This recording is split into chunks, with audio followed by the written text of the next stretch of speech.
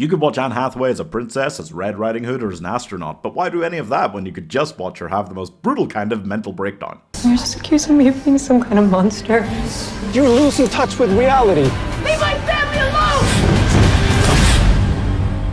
I'm not imagining things. Oh boy, when you say the line, an American movie adapted from a foreign film, that's one of the biggest, icks for me, the biggest turn-offs, because it's never good.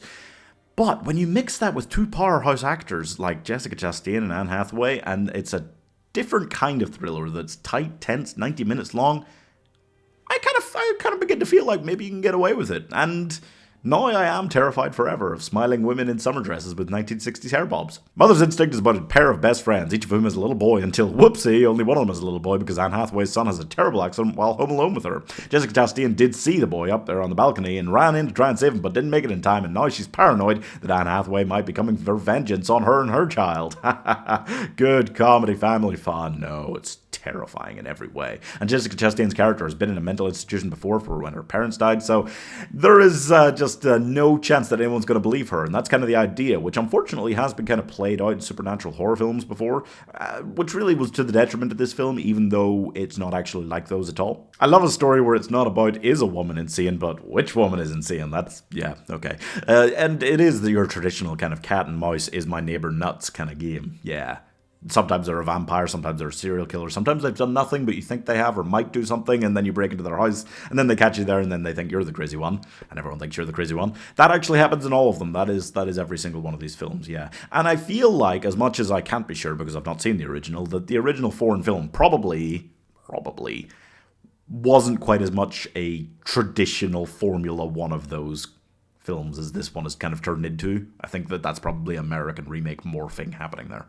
All of this means that when Jessica Chastain comes to her husband and says, you know what, I think Anne Hathaway is trying to destroy our lives, kill our son as vengeance, some sort of twisted, crazy vengeance for her son dying, he's about as inclined to listen to her as, well, any husband is to anything that his wife tells him in the 1960s. Yeah, pretty much. Wow, God, rough times. This is a full-on panic attack of a film in each act. It is heartbreaking, it is confusing at times, it is wild consistently, and I don't know quite how I feel about it overall, particularly the ending, because it's just, yeah, but it is fascinating to watch, absolutely, and particularly for the tour de force performances from the two leads. They are nuts.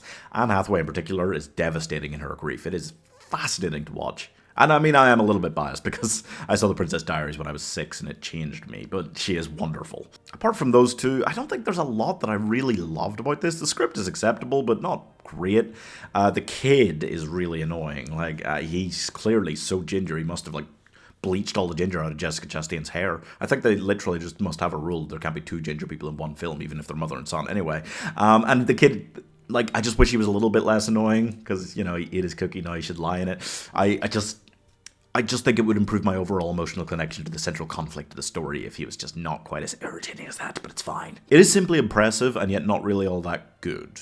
I can't hate this film at all because the two leads are that good in it, but I also can't actually like it, mostly because of the disconnect between Americans remaking a foreign film. There is this clashing of styles because they're trying to make it into something that's palatable to the American audience, which just naturally this story, this kind of thriller, isn't. So it's just never going to work out. And I think the leads do save this one from being a total disaster like most of these are, but it's still never going to quite work. And honestly, we would just be better off if Americans could learn to read subtitles.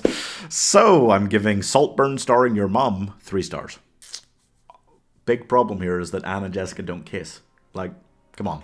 That relationship they had at the start of the film, in no way that was totally platonic. Come on, they were neighbors kind of thing. If they just kissed and got rid of their husbands who are kind of shit, would have solved a lot of their problems. Subscribe for more Hard Truths.